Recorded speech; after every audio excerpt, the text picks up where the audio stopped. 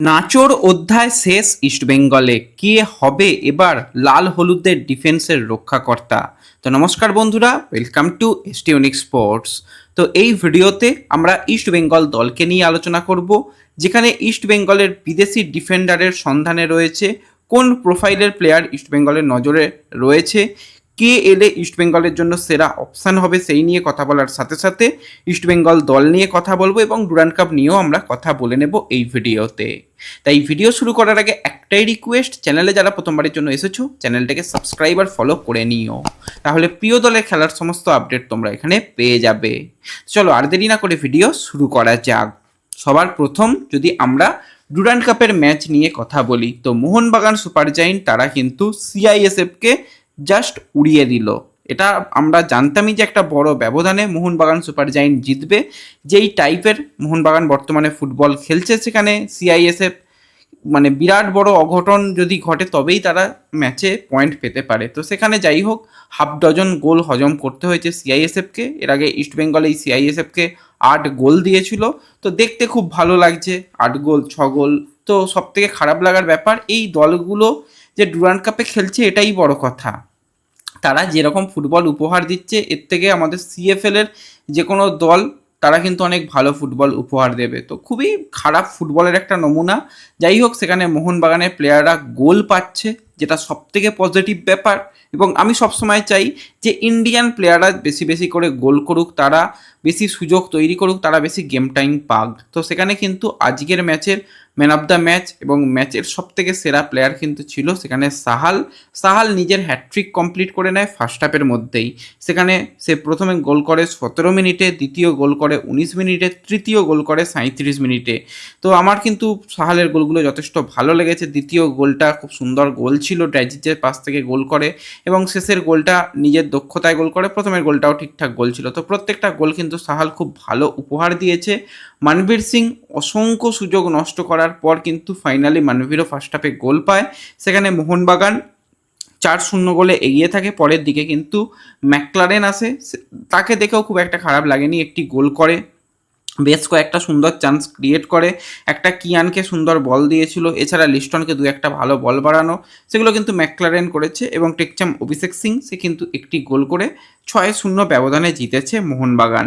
তো অনেকে এই ম্যাচ নিয়ে কমেন্ট করেছিল যে স্কোর লাইন কী হতে পারে, সেখানে বেশ কয়েকজনের কমেন্ট মিলেছে, স্ক্রিনে শেয়ার করে দিলাম, দেখে নিও। সেখানে কিন্তু তোমাদের অনেকেরই কমেন্ট মিলেছে, ভালো লাগছে, তোমাদের কমেন্টও মিলেছে। এবং মোহনবাগান তারা গ্রুপ চ্যাম্পিয়ন হয়ে নেক্সট রাউন্ডে কোয়ালিফাই করছে, এবং ইস্টবেঙ্গল তারা গ্রুপের সেকেন্ড বেস্ট টিম হিসাবে কিন্তু নেক্সট রাউন্ডে কোয়ালিফাই করার সবথেকে অ্যাডভান্টেজ পজিশানে বর্তমানে রয়েছে। তো ভালো লাগছে, ইস্টবেঙ্গল মোহনবাগান দুটো দলই নেক্সট রাউন্ডে যাচ্ছে। তবু যদি শেষ ম্যাচটা ডার্বি ম্যাচ হতো, প্রথম ম্যাচ না হয়, তাহলে কিন্তু আকর্ষণ আরও অনেক বেশি হতো, এবং সেখানে দুটো দল আরও বেশি বিদেশিদের নিয়ে প্ল্যানিং করতে পারতো। তো যাই হোক, এরপর আমরা যদি সরাসরি ইস্টবেঙ্গলকে নিয়ে কথা বলি, সবার প্রথম অনেকেই জানতে চাইছিলে যে টিকিট কিভাবে রিডিম করতে পারবো। দেখো, অফিসিয়াল নোটিশের দিকে নজর রেখো, আমি দিয়ে দেবো, সেখান থেকে তোমরা টিকিট কালেক্ট করে নিও। আজকে নাকি টিকিট কালেক্টের একটু সমস্যা হয়েছে, অসুবিধা নেই, আগামীকাল যাও, যেই নির্দিষ্ট স্থানগুলো রয়েছে মেনশান করা, সেখান থেকে গিয়ে টিকিট কালেক্ট করে নাও এবং তোমরা ম্যাচ এনজয় করো। ইস্টবেঙ্গলের এএফসি টুর্নামেন্টের প্রথম ম্যাচ, এবং সেখানে জিততে পারলেই তারা চ্যাম্পিয়ন্স লিগ 2 খেলার সুযোগ পাবে। যদি হেরে যায় তো সেক্ষেত্রে ইস্টবেঙ্গলকে কিন্তু চ্যালেঞ্জ লিগ খেলতে হবে। তো যারা পারবে গিয়ে টিমকে সাপোর্ট করো। তো এছাড়া যদি আমরা এবার ইস্টবেঙ্গলের দলকে নিয়ে কথা বলি, আজকে ছিল ইস্টবেঙ্গলের এএফসি ম্যাচের জন্য প্রস্তুতি। সেখানে সবার প্রথম দেখা যায় যে নাচো আজকেও কিন্তু প্রস্তুতিতে নেই। তোমাদের সকালের আপডেট শেয়ার করেছিলাম যে নাচো কিন্তু ইনজুরিতে ভুগছে। এবার দেখো, ফুটবলে ইনজুরিটা নতুন কিছু নয়, অনেকে মনে করছে সে একদম চোট লুকিয়ে খেলতে এসেছিল। দেখো, ব্যাপারটা এতটাও এরকম নয় যে চোট লুকিয়ে কেউ খেলতে আসবে। হ্যাঁ, তার হয়তো কোনো পুরাতন চোট ছিল, তো সেই চোট আবারও বৃদ্ধি পেয়েছে খেলতে গেলে, সেখানে ফুটবল বডি কন্ট্যাক্ট গেম, সেখানে তার লাগতে পারে। তো সেই কারণে কিন্তু তাকে নিয়ে সমস্যা তৈরি হচ্ছে, যেটা স্বাভাবিক, কারণ সিজনের প্রথমের দিকেই যদি সে চোটের জন্য দীর্ঘ সময়ের জন্য ছিটকে যায়, সেটা চাপের ব্যাপার। তার হাঁটুতে চোট, এবং হাঁটু যথেষ্ট ফুলেছিল, আমরা প্রাথমিকভাবে যেটা শুনেছিলাম। তার মেডিকেল রিপোর্টও শোনা যাচ্ছে খুব একটা ভালো আসেনি। তো যেরকমটা মার্কাস বা বেশ কিছু বড় মিডিয়ার তরফ থেকে আপডেট বেরিয়ে আসছে, সেখানে কিন্তু নাচো দীর্ঘ সময়ের জন্য কিন্তু ছিটকে যাচ্ছে, মানে সেই সময়টা অনেকটাই সময়, তাকে এই সিজনের হাফ সিজন হয়তো নাও পাওয়া যেতে পারে। তো এরকম একজন প্লেয়ারকে তো ইস্টবেঙ্গল ডেফিনেটলি দলে রাখবে না। কেনই রাখবে বলো? কারণ সে যদি অর্ধেক সিজন সার্ভিস না দিতে পারে, তাকে তো বয়ে নিয়ে যাওয়ার কোনো মানে হয় না। তাকে যদি ছেড়ে দেওয়া হয় সবথেকে ভালো। এবার যদি ইস্টবেঙ্গল খুব দয়ালু ভাব দেখায় যে ঠিক আছে আমরা রাখবো, তার জন্য অপেক্ষা করব, তো তাকে আনরেজিস্টার্ড বিদেশি প্লেয়ার হিসাবে রেখে দিক। পরে যদি মনে হয় তাহলে তাকে গিয়ে সেই জানুয়ারি মাসে রেজিস্টার করাতে পারে, যে কোনো টুর্নামেন্টে খেলাতে পারে। তো আমার মনে হয় না যে সেই কাজটা ম্যানেজমেন্ট করবে। তার সাথে মিউচুয়ালি কন্ট্যাক্ট টার্মিনেটের পথে কিন্তু ইস্টবেঙ্গল ম্যানেজমেন্ট যাবে। তো ইস্টবেঙ্গল অলরেডি বেশ কিছু বিদেশির সন্ধানে রয়েছে। তোমাদের কিছুদিন আগেই জানিয়েছিলাম যে কার্লোস আপোকোর কথা, এবং তার কাছে অলরেডি জোহার দারুনের অফার ছিল মালয়েশিয়ান ক্লাবের। তো সেখানে সে অফিসিয়াল সাইন করে, তাকে এফসি গোয়া এবং ইস্টবেঙ্গলও চেয়েছিল। তার মানে বোঝাই যাচ্ছিল ইস্টবেঙ্গল কিন্তু ডিফেন্ডারের সন্ধানে রয়েছে। দেখো, ইস্টবেঙ্গল খুব হাই প্রোফাইল কিছু প্লেয়ার নেবে না। যদি আইএসএল এর মঞ্চে ইস্টবেঙ্গল নজর রাখে, তো আইএসএল এর মঞ্চ থেকে কিন্তু ইস্টবেঙ্গল দুজন বেস্ট প্লেয়ারের দিকে যেতে পারে। অলরেডি স্টিফেন এজে, তার নামটা কিন্তু জোরালোভাবে রয়েছে যে স্টিফেন এজে এক্সপিরিয়েন্স প্লেয়ার। ইস্টবেঙ্গলের বিরুদ্ধে তার ভালো খেলার অভিজ্ঞতা রয়েছে, ইস্টবেঙ্গলের বিরুদ্ধে খুব সম্ভবত গোল করা, প্লেয়ার অফ দ্য ম্যাচ হওয়ারও অভিজ্ঞতা রয়েছে, এবং নো ডাউট ধারাবাহিক সে ভালো করে আসছে। এজও ঠিকঠাক, তার 32 বছর এজ, গোল করতে পারে।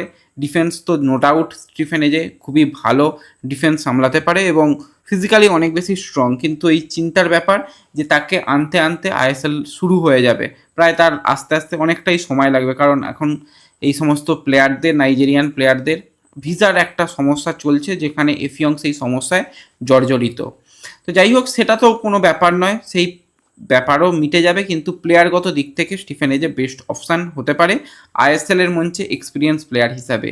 এছাড়া আরও একজন প্লেয়ার যে কিন্তু বর্তমানে ফ্রি প্লেয়ার রয়েছে, সেও কিন্তু ইস্টবেঙ্গলের জন্য বেস্ট অপশান হতে পারে, সেটা হচ্ছে টিরি। তো এই Spanish centre back already ISL এর মঞ্চে সবথেকে ধারাবাহিক বিদেশি প্লেয়ারের নাম।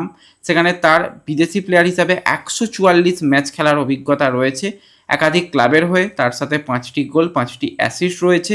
তো অ্যাথলেটিকো মাদ্রিদের থেকে উত্থান পাওয়া এই প্লেয়ার খেলেছে কিন্তু এটিকে দলের হয়ে 43 ম্যাচ, জামশেদপুর দলের হয়ে 49 ম্যাচ, পরবর্তীতে এটিকে মোহনবাগানের হয়ে কিছু ম্যাচ খেলেছে, এবং লাস্ট কিন্তু মুম্বাই সিটি এফসির হয়ে 53টা ম্যাচ খেলার অভিজ্ঞতা রয়েছে। যেটা বললাম, আইএসএলে 144টা ম্যাচ।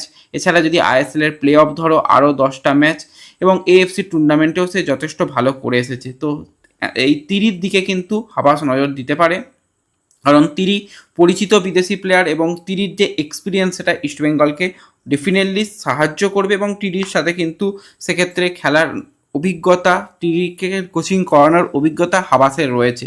তো হাবাসের আন্ডারে তিরির যেহেতু খেলার অভিজ্ঞতা রয়েছে, তো এই এক্সপিরিয়েন্স প্লেয়ারও কিন্তু ইস্টবেঙ্গলের জন্য একটা অপশান হতে পারে।